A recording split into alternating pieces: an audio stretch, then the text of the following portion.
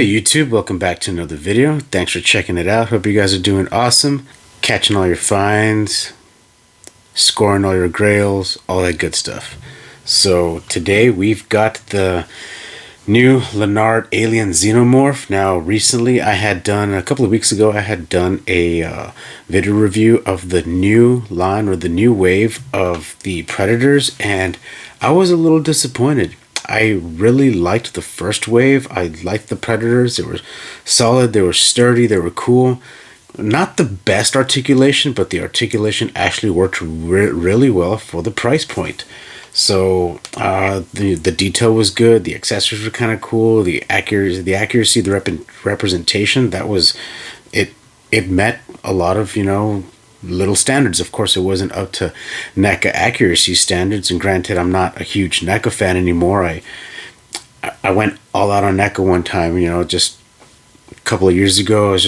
I was never really a huge fan when they first came out, but little by little, they started sucking me in with, like, a movie figure here, Predator, Terminator, horror, you name, especially with the Ninja Turtle movie line. Like, that is probably my favorite NECA line, the TMNT 90s Turtles. I've got some of the 1/4 scale Turtles. I've got all the movie figures from the first part, not the second part. But anyway, that's another topic for another video. So back on track, I did pick up a couple of NECA Alien, and after opening a few, I hate to say it, but they could not stand. The weight distribution was bad on those figures. The body was too heavy for the joints. They just kept crutching down, falling over, knees wouldn't stay in place. So I kept maybe like one or two NECA figures or NECA Alien figures, and that's it. I just kept them in box because I think that's where NECA looks great. In box. Taken out, man, good luck with articulation, good luck with QC issues and whatnot, but no thanks. So I started, when Lanard came out with the Predator and the Alien releases, I was like, oh, those look kind of cool. Those look like a mix of the old school Kenner Aliens that came out in the mid-90s with the Predator figures as well. And for the price point, they're badass. They're only $10, man. Like, these things are pretty cool.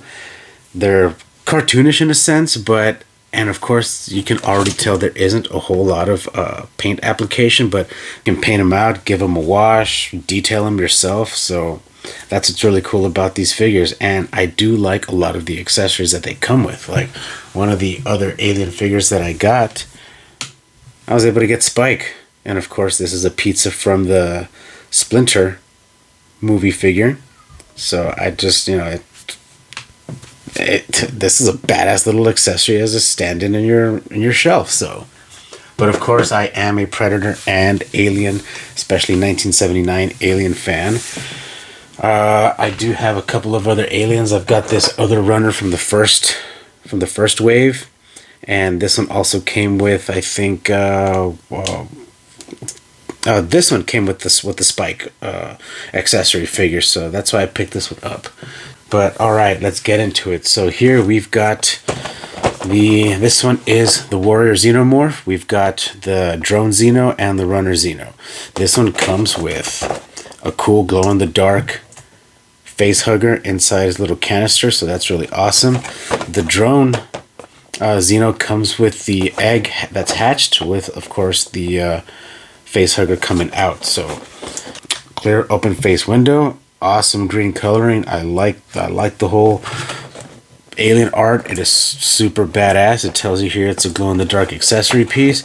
We've got the other Alien figures that come in this wave for the Alien renditions. Not a whole lot of points of articulation, but that's cool. We're gonna go over that right now as soon as we bust this baby out of the box. Here we have the Xeno Warrior, call him Big Chap Alien, whatever it is you want to refer to it, but I think it looks pretty badass. I already like it.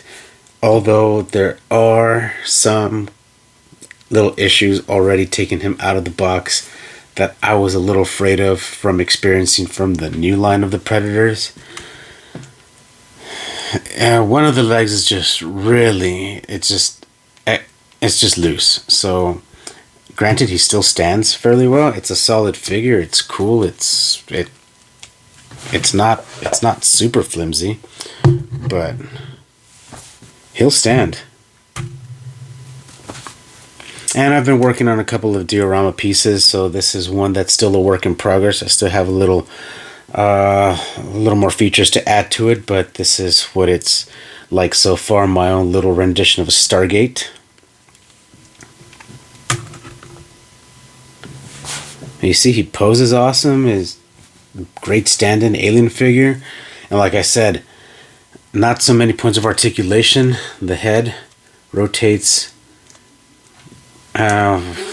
maybe from just so much, you know. It's not even a 180, maybe like, you know, 70, 90 degrees.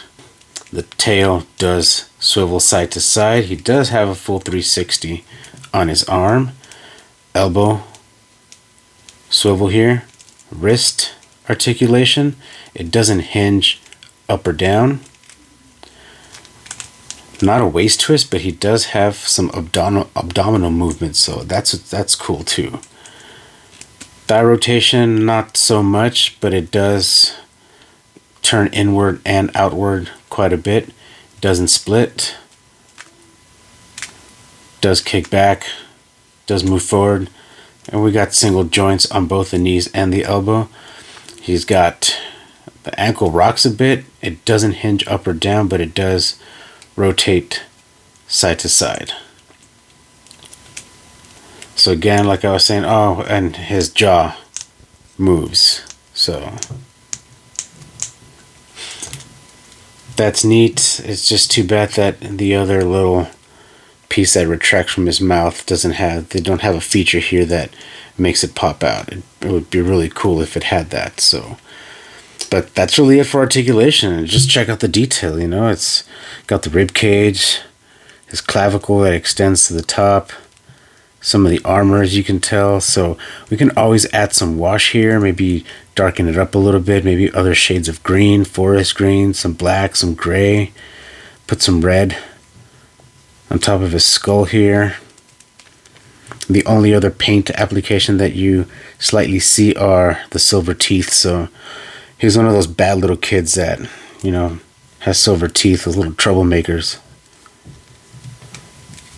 So no other paint apps, just a solid lime neon green figure. So his accessory is really cool though. This actually glows in the dark, so I'm gonna kind of charge it up with a little bit of light. Alright, we're gonna go one light at a time. Here's the other switch. Alright, you guys ready? You guys ready? Here we go. Moment of Zen.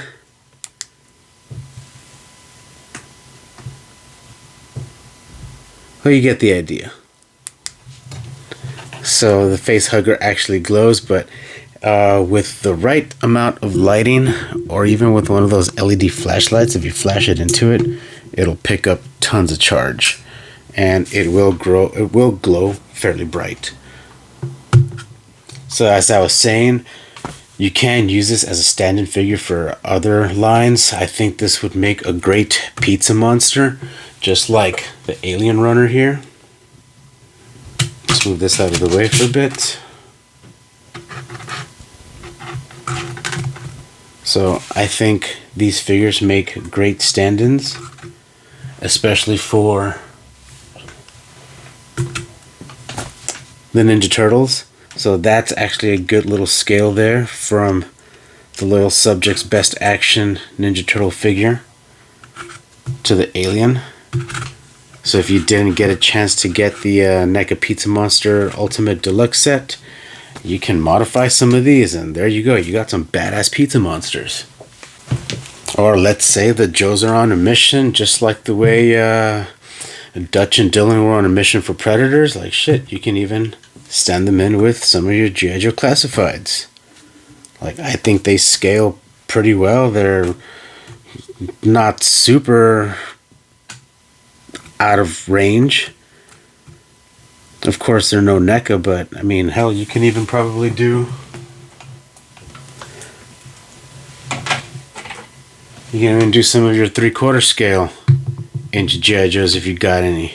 Right now, all I've got on my within reach is the his tanker. So the his tanker right there, there you go. Scales about that much taller to the runner alien and to the drone, or the Xenomorph warrior. I just call him Big Chap. At this point, that's awesome. I like that scale. I think the 375 Joes work perfect with the Lanard aliens.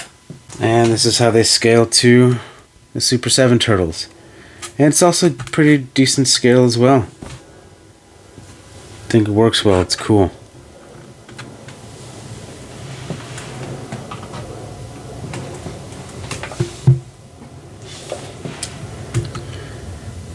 Yeah, totally.